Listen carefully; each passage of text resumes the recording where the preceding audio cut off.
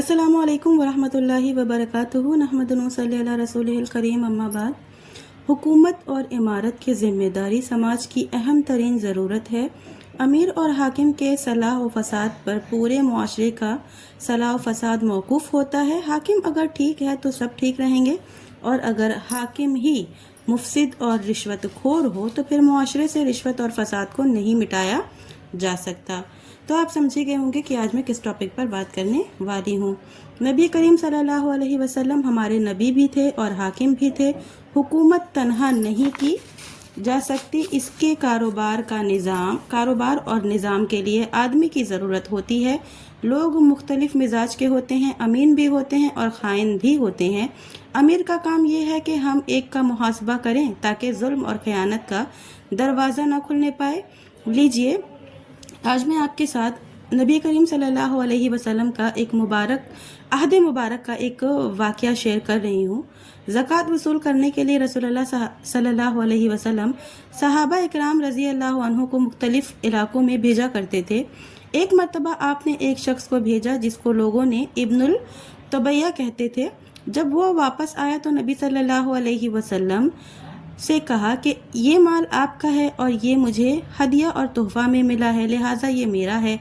इसकी बात गलत थी, इसलिए इसकी फ़ौरन इस्लाह होनी चाहिए। ये सुनकर आपने खुतबा दिया और लोगों को साफ साफ बताया कि हम किसी को सदका वसूल करने के लिए भेजते हैं। वो जब वापस आता है तो कहता है हाज़ाली का व हाज़ाली, ये माल आपका है और ये मेरा है। ये सुनकर आपने फरमाया फ़हल्ला जलसा फ़ी बैती अबीहि व उम्मिहि फ़युनज़रा अयुहदा लहू अम ला, यानी अगर ऐसा ही है तो आदमी अपने बाप और माँ के घर में रहे, फिर देखे कि इसको हदिया और तोहफा आता है या नहीं। ये जो मैंने अभी आपके साथ शेयर की हूँ रिवायत, ये सही बुखारी की रिवायत है। इमारत और हुकूमत की जिम्मेदारी बहुत बड़ी अमानत है। हाकिम अगर खुद ईमानदार ना हो या ईमानदार तो है लेकिन मुहासबा और मुआवजा में कमज़ोर है तो हुकूमत का निज़ाम मुख्तल हो जाएगा। इब्नुल तबैया ने जैसे ही ये कहा कि ये माल आपका है और ये माल मुझको हदिया में मिला है, फ़ौरन आपने इसकी गिरफ्त की और बरसर मिंबर आपने फरमाया, अगर इसी तरह तुम्हें हदिया और तोहफा मिलता है तो अपने बाप के घर बैठो और देखो कौन तुम्हें तोहफा लाकर देता है। इसका कुल माल आपने लिया और बैतुल माल में डाल दिया। मालूम हुआ कि हकाम के लिए रियाया से हदिया तोहफा लेना आम हालात में नाजायज़ है। अगर ये दरवाज़ा खोल दिया जाए तो ख़यानत और रिश्वत का बाजार गर्म हो जाएगा और हुकूमत का पूरा निज़ाम मुख्तल हो जाएगा। इस्लाम ने हकाम के लिए हदिया का दरवाज़ा बंद करके ख़यानत और रिश्वत का दरवाज़ा बंद कर दिया। आज हम हर दिन अखबारात में घोटाले की खबरें पढ़ते हैं।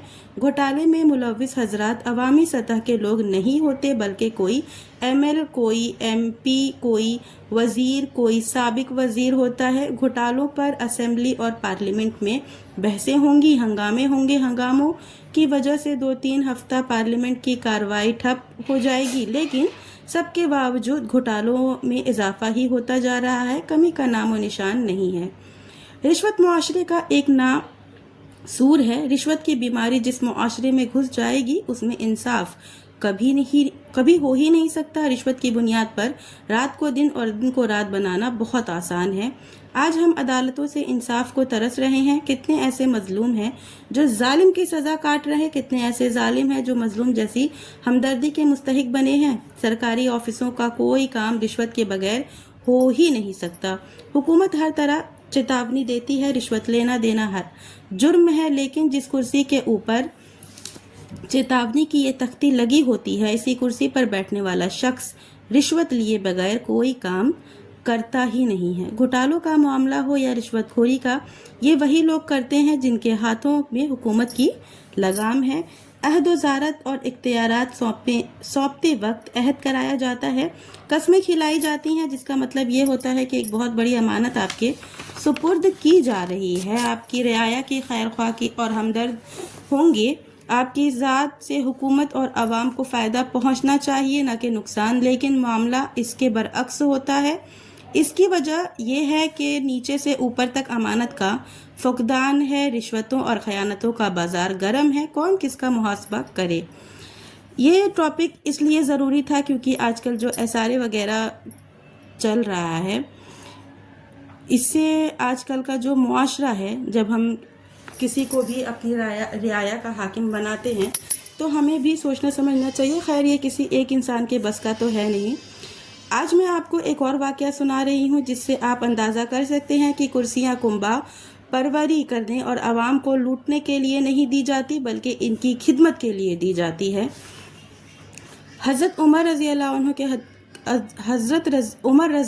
عنہ کے عہد مبارک میں ایک لشکر عراق ہوتے ہوئے مدینہ واپس آ رہا تھا. اس لشکر میں حضرت عمر کے 2 لڑکے عبداللہ اور عبید اللہ رضی اللہ عنہم شامل تھے اور ان دونوں عراق کے گورنر حضرت موسیٰ اشعری رضی اللہ عنہ تھے. ابو موسیٰ اشعری نے عبداللہ اور عبید اللہ سے کہا کہ آپ لوگ مدینہ جا رہے ہیں، مجھے کچھ مال مدینہ حضرت عمر رضی اللہ عنہ کے پاس بھیجنا ہے. میں وہ مال آپ لوگوں کو دے دیتا ہوں، آپ لوگ اس سے پیسے سے کوئی تجارت کا سامان خرید لیں، مدینہ جا کر مال بیچ دیں، جو نفع ہوا اسے رکھ لیں اور اصل رقم حضرت عمر رضی اللہ عنہ کو دے دیں.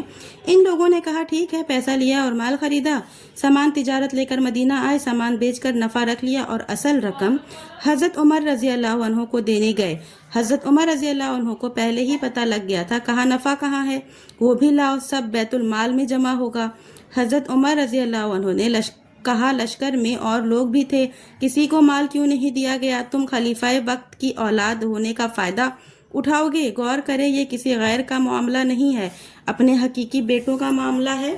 آدمی با اختیار ہو یا نہ ہو، ہر حال میں وہ اپنے بیٹوں کا فائدہ سوچتا ہے. یہاں سارا اختیار ہوتے ہوئے حضرت عمر بیٹوں کا نہیں، حکومت کا فائدہ چاہتے ہیں، اس لیے کہ امانت اور اخلاص کا یہی تقاضا ہے. اسلام کی نگاہ میں عہدہ اور کرسی عزت نہیں، خدمت ہے. حضرت عمر رضی اللہ عنہ کے دونوں بیٹوں نے محنت کی تھی، عراق سے مال اٹھایا، اس کی حفاظت کی، ڈھو کر مدینہ لائے، محنت کر کے اس کو بیچا. تجارت میں نفع اور نقصان دونوں کا امکان رہتا ہے. خدا نخواستہ اگر نقصان ہوا ہوتا تو یہ نقصان انہی لوگوں کو برداشت کرنا پڑتا. حضرت عمر رضی اللہ عنہ دور اندیش آدمی تھے. یہ ساری نزاکتیں ان کے سامنے تھیں، لیکن اولاد کے فائدے سے زیادہ حکومت کا فائدہ ان کے پیش نظر تھا. اس لیے انہوں نے یہ حکم دیا کہ اصل مال اور نفع دونوں بیت المال میں جائے گا. خیر لوگوں نے بیچ میں پکڑ کر حضرت عمر سے کہا اس بے مضاربت مان کر اصل مال بیت المال میں جمع کر دیا جائے اور نفع 2 حصوں میں تقسیم ہو کر آدھا بیت المال اور آدھا عبداللہ اور عبید اللہ کا ہوگا. یہ امارت کے ساتھ خیر خواہی، ہمدردی اور امانت داری کا ایک نمونہ ہے، ورنہ تاریخ اسلام اس طرح کے واقعات سے بھری پڑی ہے. ان 2 واقعات سے اندازہ کیا جا سکتا ہے کہ جن مسلمانوں کو آج دہشت گرد خونخوار کہا جاتا ہے، انہی مسلم حکمرانوں طرز سے آج کے خائن اور رشوت خور حکمرانوں کا آپ خود موازنہ کر کے دیکھ لیں. معلوم ہوگا کہ دونوں میں آسمان و زمین کا فرق ہے، بلکہ تضاد کی نسبت سے ایک طرف حکومت اور عوام کا فائدہ مطلوب ہے، دوسری طرف لوٹ کھسوٹ، اپنا پیٹ اور اپنا جیب ہے. تو یہ ہے آج تک کا ویڈیو. زیادہ لمبی نہیں کروں گی، ویڈیو یہی ختم کروں گی. آخر میں دعا کرتی ہوں کہ اللہ تعالیٰ ہم تمام مومن مسلمانوں کو عدل و انصاف سے رہنے اور عدل و انصاف کرنے کی توفیق دے، کتاب و سنت پر چلنے کی توفیق دے. آمین. وآخر دعوانا ان الحمدللہ رب العالمین.